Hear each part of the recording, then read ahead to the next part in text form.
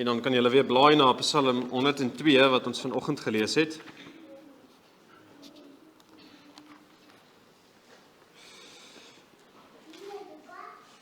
Ons kyk na die NGB artikel 1 weer. Ons gaan aan na 'n volgende volmaaktheid van God. Ons glo almal met die hart en bely met die mond dat daar 'n enige en enkelvoudige geestelike wese is wat ons God noem. Hy is ewig, onbegryplik, onsienlik, onveranderlik, oneindig, almagtig, volkome wys, regverdig, goed in die alleroorvloedigste fontein van alles wat goed is. Ons kyk dan vanaand na sy onveranderlikheid.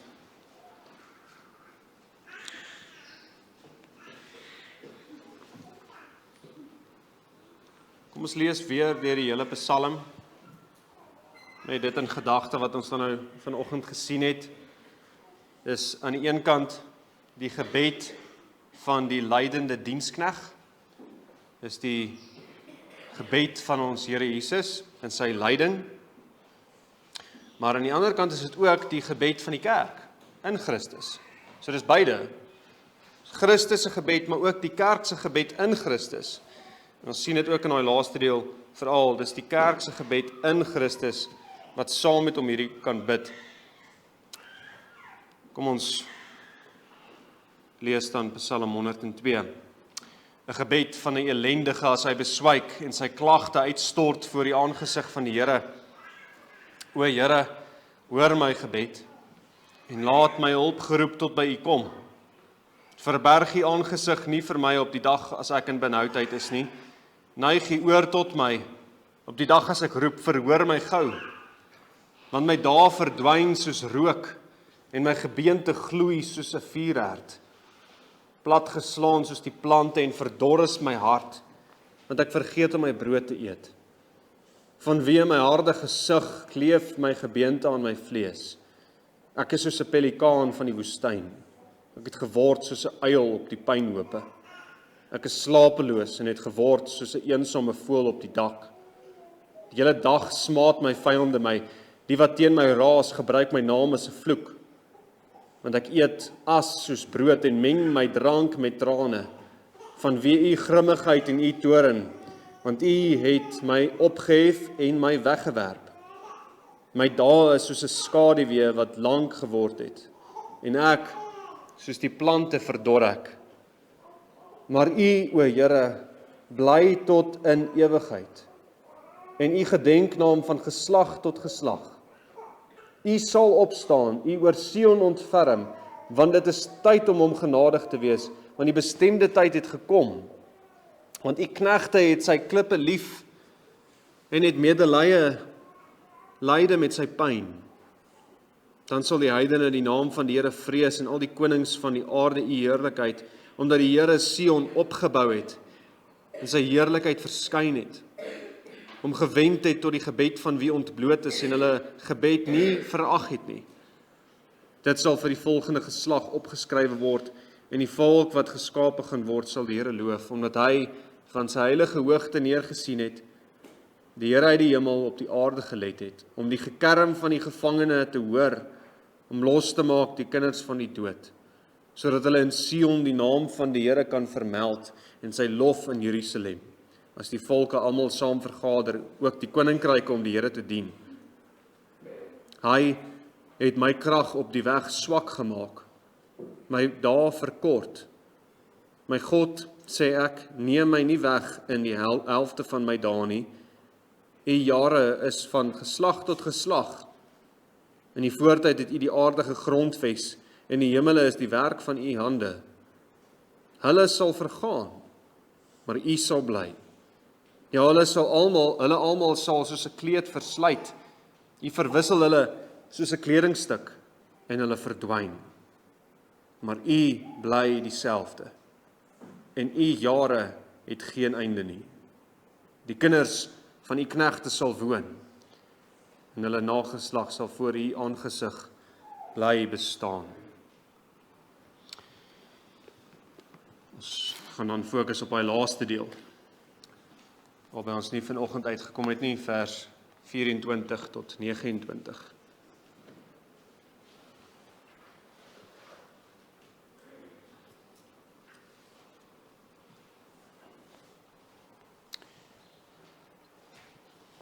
Ons het nou al 'n paar keer na hierdie volmaaktheid van God gekyk. Toe ons gekyk het na God se ewigheid, het dit ter sprake gekom.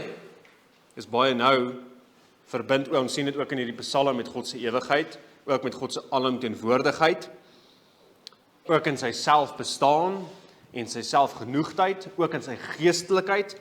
Ons het dit gesien toe ons nou deur Exodus 3 gewerk het, daar waar die Here homself aan Moses openbaar. Dis baie duidelik, daar hy is wat hy is die onveranderlike God. Hy verander nie. En dit sien ons ook in hierdie Psalm. En die Psalms is net so vol van wie God is. Iemand het gesê, dit is die binnekant van Christus se siel. Wat as mens sy Vader se volmaaktheden bepeins en oordink en toepas. En die Psalms is daarom die plek vir waarmee ons besig is in artikel 1 om God se volmaaktheden, sy eienskappe te oordink en te bepeins en toe te pas.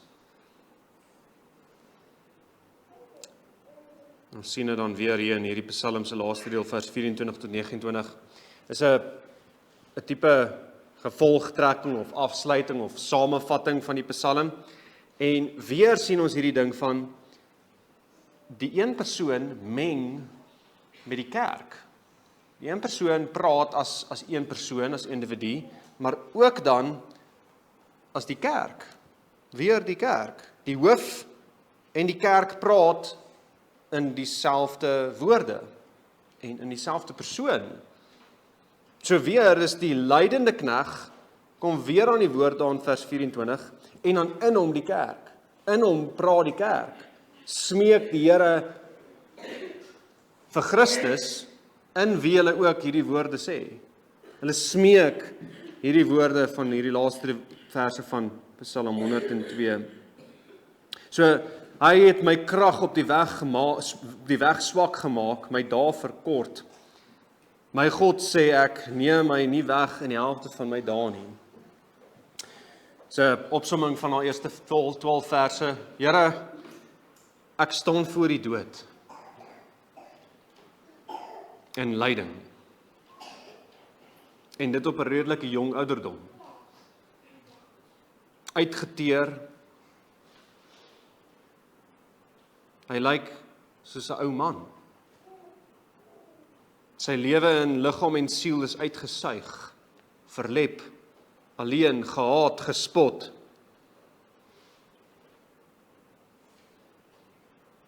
My woorde som die klag en die smeeking op in, Here, laat my lewe, want ek voel hoe die dood nader kruip. Moenie toelaat dat die gunsgenoot verderwing sien nie, weer daai Psalm 16, wat Petrus sê Jesus gebid het. Moenie toelaat dat die gunsgenoot verderwing sien nie, wek my uit die doodheid op. En die gelowige, die kerk, bid dit saam met Christus en selfs ook tot Christus. Laat ons die opstanding uit die dood smaak, waar ons nou gekonfronteer word met die dood aan ons liggame en vir 'n veranderende wêreld in lyding. Laat ons die opstanding uit die dood proe. Laat ons die beloftes proe, o Here, want ons is meer as versadig van veragting. Psalm 103, 23. Laat ons lewe, omdat U lewe. Laat ons lewe, dat ons U kan loof, sê die kerk in Christus. Maar nou kom, daar in vers 25, die groot rede en die grond vir hierdie hele Psalm. Die grond vir hoekom ons kan smeek in Christus, hoekom Christus kon smeek tot sy Vader, hoekom ons nou kan smeek vir verlossing uit ellende, maar ook die herstel van Sion en nog meer verheerliking van die kerk. Ons jare is tydelik. Ons voel aan ons lywe lyding, maar u jare is van geslag tot geslag. In die voortyd het u die aarde gegrondves en die hemele is die werk van u hande. Hulle sal vergaan, maar u sal bly. Ja, hulle almal sal soos 'n kleed versluit. U verwissel hulle soos 'n kledingstuk en hulle verdwyn, maar u bly dieselfde. U jare het geen einde nie.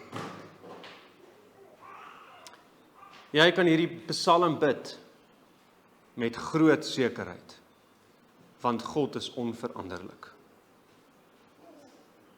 Hebreërs 1 sê, daai verse wat ek nou gelees het, is die gebed van die kerk tot Christus. Christus is hierdie onveranderlike een. Hebreërs 1 haal hierdie verse aan van Psalm 102. Hy is die een wat ewig is teenoor die hemele wat versluit, soos 'n kleed. Die Christus wat geoffer is die een wat die aarde gegrondves het. Die Christus wat deur die aakligste lyding is ook die een wat ewig is. Dit is so 'n salige paradoks. Hy is die lydende knegg, maar hy is die onveranderlike God. Sy lewe het verlep, maar hy is die onveranderlike God. Ja, die hemele gaan verby, maar hy bly vas. Selfs die hemele en die aarde word hier genoem, dis alles wat is. En dis simbole van vastheid.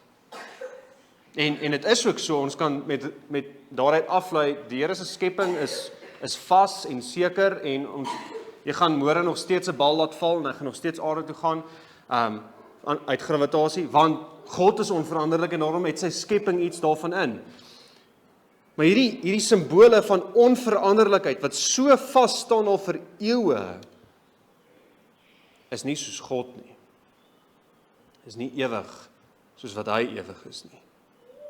Die grond waarop jy staan, en die sterre bo ons, is nie so vas, soos ons God nie. Ja, al is dit magtige, oneindige groot liggame vir ons klein breins, dis nie so ewig en onveranderlik soos ons God nie.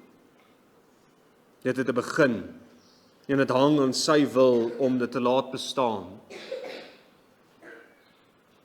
Daardie u bly dieselfde is meer letterlik, u is hy. Maar u is hy, u is wat u is. Hy's nie soos die skepping nie, veranderlik nie. U bly wie u is. Ons verander deur lyding, ons raak oud, ons gaan dood, maar u is nog steeds in dit alles hy. Die enigste ware God. Berge verander, sterrebeelde verander oor honderde, duisende jare, maar u is nog steeds hy. Steeds dieselfde God van mag, onwankelbaar in wese en in krag. God is nie soos sy skepping nie. Hy is ook nie vasgevang in sy skepping nie. Hy is nie 'n God wat word nie, wat saamgaan met sy skepping nie, wat saamgaan met menslike kulture nie, wat saamgaan met hoe ons dink nie. Hy is. Maar u is hy. U is dieselfde God.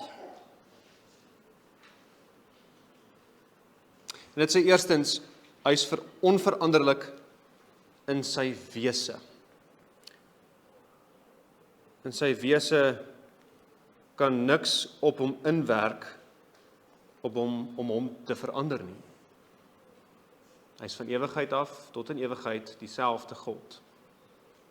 Ons het lekker daarop ingegaan toe ons na God se ewigheid gekyk het, ook laasweek met Genesis 3 vers 15, 14 en 15, hy is wat hy is.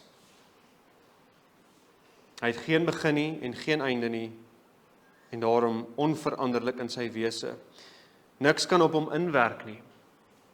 Niks buite hom kan iets aan hom verander nie. En daarom ook, hy self in sy wese kan nie ly nie. Daar is niks wat hom kan laat beweeg nie. Hy beweeg uit homself uit. Niks anders kan hom laat beweeg nie. Daar's niks wat hom tot enige emosie in aanhalingstekens, kan beweeg nie. Hy is wat hy is, uit homself, en daarom ook in onveranderlikheid. Hy is onveranderlik, daarom ook in al sy eienskappe. En dit is onvermydelik en logies, die afleiding uit God se ewigheid. As God buite tyd is en die koning van tyd, dan moet hy onveranderlik wees, want verandering vind net plaas binne in tyd. Verandering veronderstel tyd. Maar net so ook ruimte. Hy is buite ruimte, alomteenwoordig, en daarom moet hy onveranderlik vas wees. Want beweging en verandering vind plaas in ruimte. Hy is onveranderlik gees. Hy bly gees vir ewig. En omdat hy nie liggaamlik is soos ons nie, kan daar niks van hom afgesny word nie, en daarom kan daar niks van hom weggevat word of by hom gesit nie, want hy het nie dele om bygesit te kan word nie.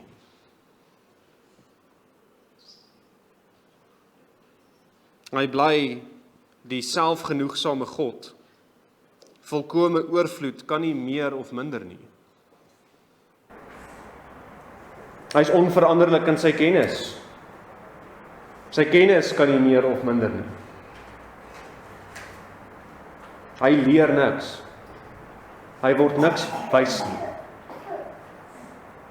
Hy kan ook niks vergeet nie. Sy kennis is perfek. Jesaja 40 sê, wie het die gees van die Here bestuur of as sy raadsman hom onderrig?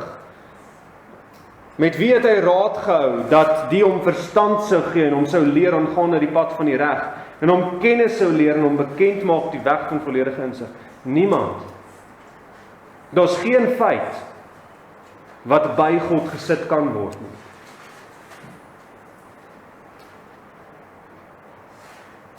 En daarom kan hy nooit verras word nie.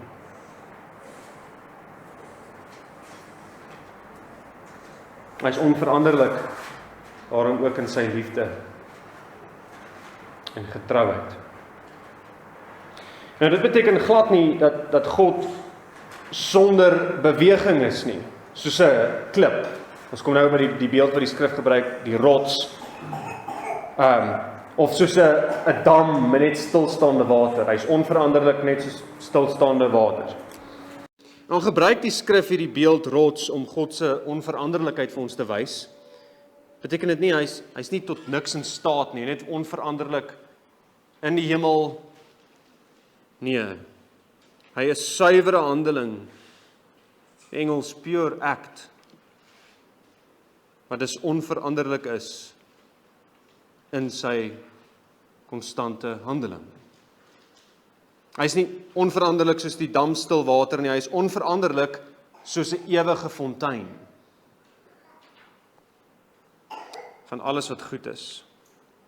Hy is so onveranderlik aktief dat niks hom meer of minder aktief kan maak nie. Hy is nie net onveranderlik in sy wese nie, maar dan ook as 'n uitvloeisel daaruit in sy wil en werke. Maleagi 3 vers 6, want ek die Here, en daai Here is Jahwe, hy is wat hy is, het nie verander nie, en julle kinders van Jakob is nie verteer nie. Hy is dieselfde God wat nog steeds dieselfde staan teenoor sonde, maar ook dieselfde is in sy verbondsliefde. En dis ook die klem wat die Here plaas daar by sy openbaring van sy naam Jahwe by Moses daar in Exodus 3. Ek is, so dit gesien toe ons daar was, hy is onveranderlik in sy beloftes. En dit beteken dan ook sy woord is onveranderlik. As sy wil onveranderlik is, sy woord onveranderlik. Psalm 119 vers 89 tot 90 sê, vir ewig, o Here, staan u woord vas in die hemele. U trou is van geslag tot geslag, u die aarde bevestig en dit bly staan. Jesus sê in Matteus 5 vers 18, want voorwaar ek sê vir julle, voordat die hemel en die aarde verbygaan, sal nie een jota of een titeltjie van die wet ooit verbygaan, totdat alles gebeur het nie. Sy wil en woord is daarom so vas soos hy, want hy kan nie verander nie. As dit het, moes sy openbaring ook konstant verander, maar nee, sy woord staan vas. En daarom is sy wet ook onveranderlik vas. Hy kan daarom ook niks besluit en doen wat teen sy woord of teen sy raadsbesluit is nie, want sy raadsbesluite is altyd vas. Biljam en Balak het dit probeer toets, maar die Here sê in Numeri 23 dan, God is geen man dat hy sou lieg nie. Hy is nie soos mense wat gaan verander in hulle besluite nie. Of 'n mensekind dit hom sou berou nie, sou hy iets sê en dit nie doen nie, of spreek en dit nie waar maak nie? Nee. Want hy is onveranderlik in sy wese, sy wil, sy woord en sy werke. En dit beteken nie, God is so vasgevang dat hy geen vrye welbehae het nie. Hy is so onveranderlik dat hy eintlik nie 'n sy vrye welbehae kan doen nie. Nee, hy is totaal soewerein en hy beoefen altyd sy welbehae wat hy wil. Maar dit wat hy wil is van ewigheid af onveranderlik. Al sy besluite is in sy vrye wil, maar is onveranderlik. Dit is so anders met ons planne, ons denke. Psalm 33 sê, die Here vernietig die raad van die nasies, hy verydel die gedagtes van die volke, daai raad en gedagtes, dieselfde woordjies as wat die volgende versie sê, die raad van die Here bestaan vir ewig, en die gedagtes van sy hart van geslag tot geslag. Mense se gedagtes is nie soos sy gedagtes nie, dit bestaan. Mense se gedagtes vergaan. In Spreuke 19 vers 21, baie planne is in 'n man se hart, maar die raad van die Here, die sal bestaan. En is vas soos hy. So God is onveranderlik in sy wese, sy wil, sy besluite, sy raad, sy woord en al sy werke. Dit vloei uit wie hy is in sy onveranderlikheid. Die skrif gebruik 'n paar beelde om hierdie vir ons te wys. Die duidelikste een is wat baie genoem word, veral in die psalms. Ek het dit net nou gelees staan in Psalm 62. Die duidelikste een is hy's 'n rots. 'n Rotsvesting vir ons. 'n Berg, nie 'n klippie nie, 'n rots. Iets wat so vas is soos die grond waarop jy staan, so vas is hy. Deuteronomium 32 vers 4 sê, die rots, volkome is sy werk, want al sy wees strafgerigte, 'n God van trou en sonder onreg, regverdig en reg is hy. Al sy werke is regverdig, onveranderlik, want hy is 'n rots. Hy doen altyd reg, en altyd goed, en altyd heilig, en altyd mooi, want hy is onveranderlik soos 'n rots. Dawid sê in 2 Samuel 22 ook, die Here is my rots, en my bergvesting, en my redder.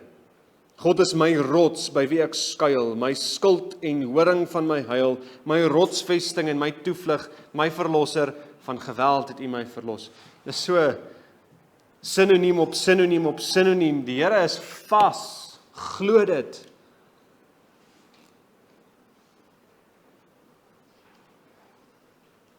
Jakobus gebruik 'n ander beeld.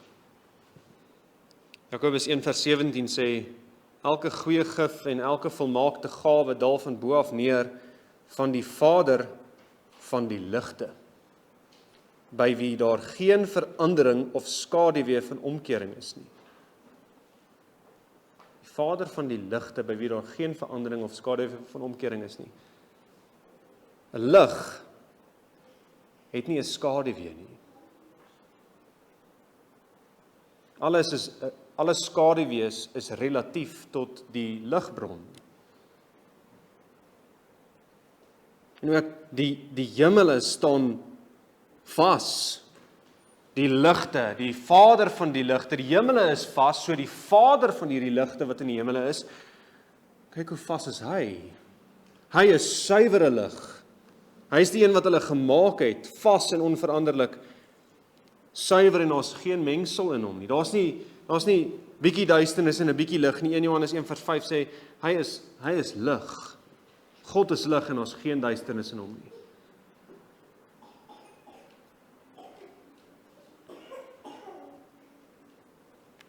Hy's 'n rots en hy's lig. Net dan vinnige ander kantnota. Hoekom praat die skrif dan van God wat berou het? Byvoorbeeld, as hy onveranderlik is, hoekom gebruik die skrif baie keer daai woordjie? God het berou gehad, byvoorbeeld dat hy die mens gemaak het, of berou gehad oor die oordeel oor Ninive. Die kort antwoord daarvoor is, God gebruik sulke taal, sodat ons in ons mensheid kan verstaan, hoe sy onveranderlike raad in tyd uitspeel. So hy gebruik menslike taal, sodat ons kan verstaan. Die lang antwoord is, jy moet by elke gedeelte gaan kyk wat is die konteks. Konteks. Lees en sien wat presies word hier bedoel. Bedoel dit regtig dat God onveranderlik is? Veranderlik is? Nee, dit kan nie, want God sê hy is onveranderlik.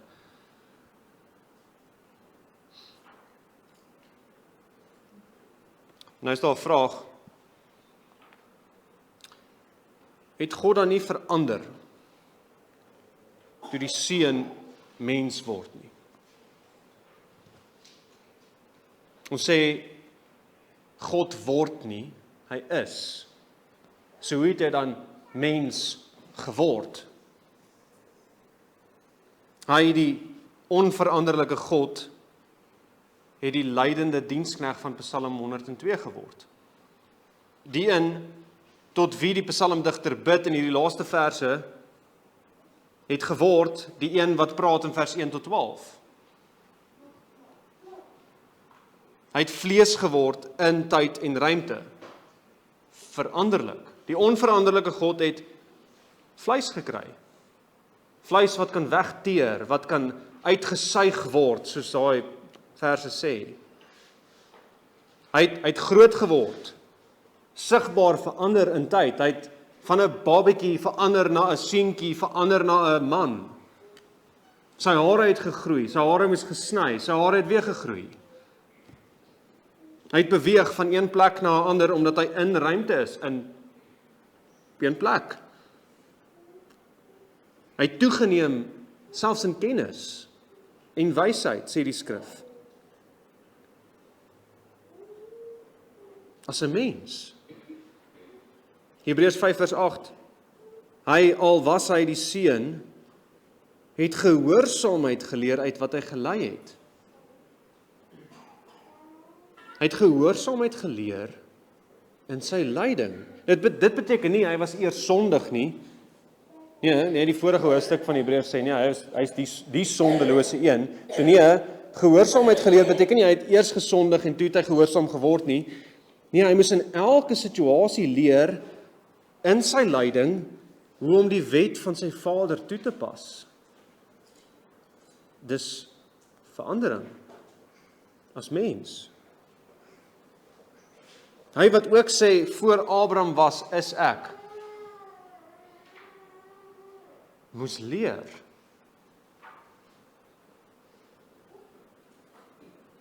In Hebreërs 1 pas dan hierdie verse van Psalm 102 toe op Christus. Ek gaan dit net weer lees. Met dit wat ek nou gesê het, Jesus wat as mens verander, hy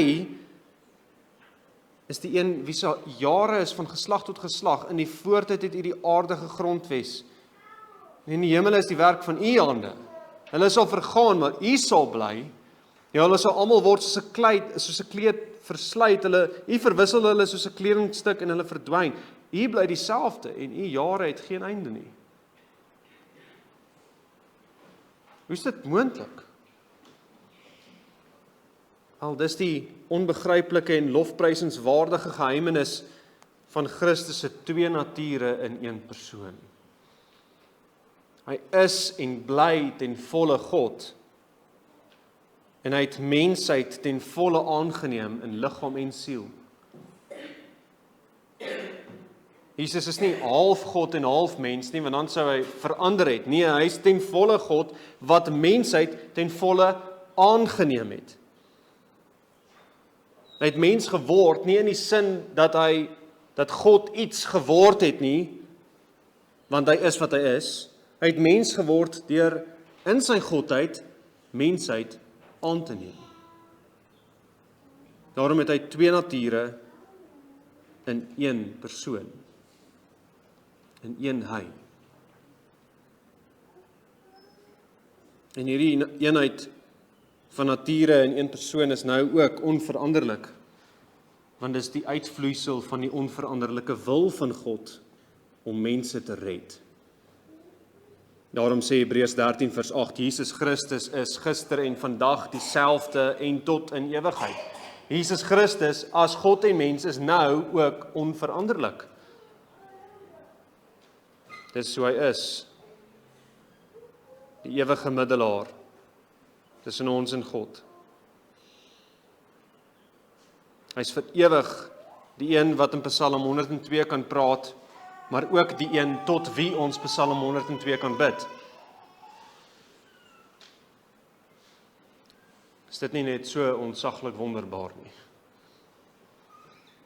Hy, God self, is ook die lydende knegg. Die God wat nie enige lyding kan ervaar nie, het mens geword en het gelei, sodat jy seker kan wees van jou verlossing in hom. Daar's so 'n ou lied in die 1700s, wat hierdie twee waarhede so mooi saamvat. Rock of Ages, het julle hom al gehoor dalk. Rock of Ages cleft for me, let me hide myself in thee. Rock of Ages, die een wat onveranderlik is gekloof vir my. Verander sodat ek in hom kan skuil. Nothing in my hands I bring, simply to the cross I cling. Hy alleen is die rots wat ook die lydende dienskneg is en daarom die rots is. Is geen ander een in wie hy kan vertrou nie. Hy is hy, onveranderlik. En hy sal altyd hy wees, want hy is altyd wat hy is. Onveranderlik in sy liefde vir ons, want hy kan nie anders wees teenoor die wat in Christus is nie. Dis geweldig. Sien hom en gaan skuil in hom. Hardloop in sy arms in. Jy kan nie anders as om hierdie God en Christus lief te hê nie. Hy het jou onveranderlik lief van voor die grondlegging van die wêreld af in sy onveranderlike wil.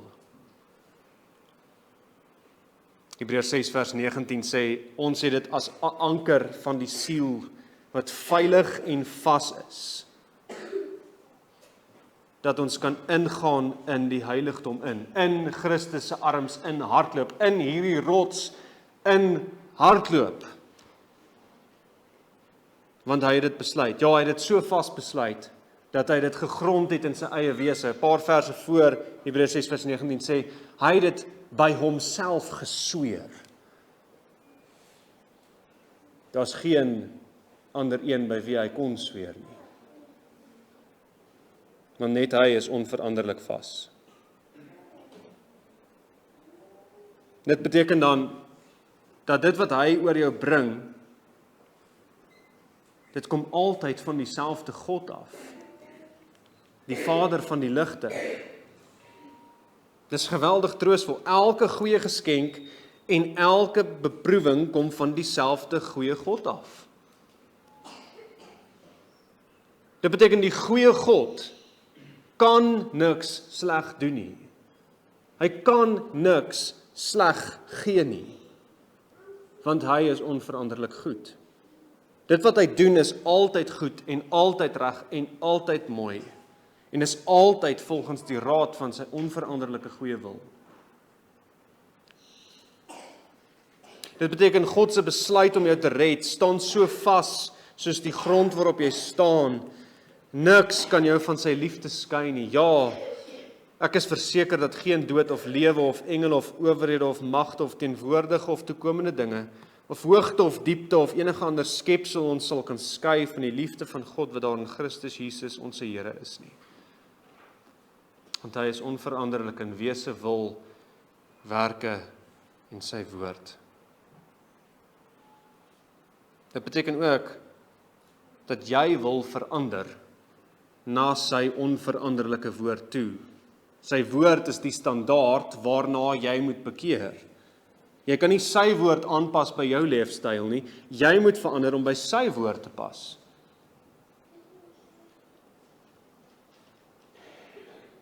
En dan wil jy ook iets hiervan begin openbaar.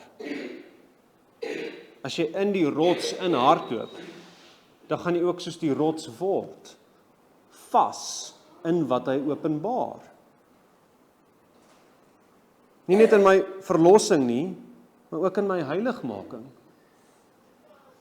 Ek wil al hoe meer soos Christus word en daarom kyk ek na hom om meer en meer standvastig en onveranderlik te wees, byvoorbeeld in my goedheid teenoor ander mense. Ek wil nie wisselvallig wees daarin nie. Ek wil soos my rots wees. Ek wil onveranderlik wees in my haat teenoor sonde en daarom jaag ek daarna om by my rots te wees.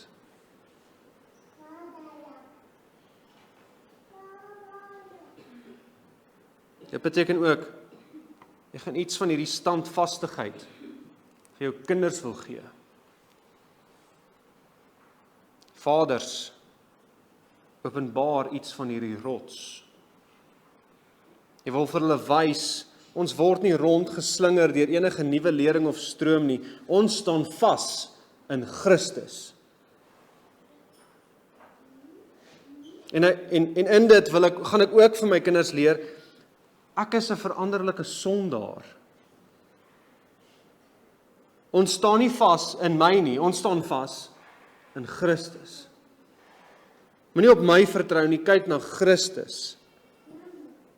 En watter lyding daar ook kan wees, en watter voorspoed daar ook kan kom. Die mense raad sal nie bestaan nie, maar die Here se sal. Ons dae is soos gras, maar U is altyd dieselfde.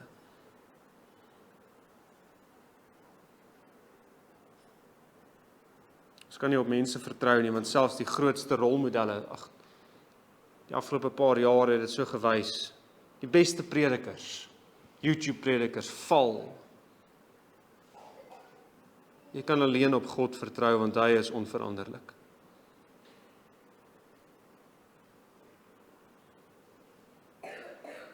Is dan dat ons die tweede deel van die Psalm regtig kan proe, dit kan sien uitspeel. Daai vers 29 wat sê, die kinders van u knegte sal woon en hulle nageslag sal voor u aangesig bly bestaan. Dis hoe die Here die Sion bou en mooi maak, sy bruid, die stad herstel, klippie vir klippie. Kinders, want die klippies op wie die klippies, die klip op wie die klippies gebou word, is vas. Ons kan daarom regtig werk met hoop.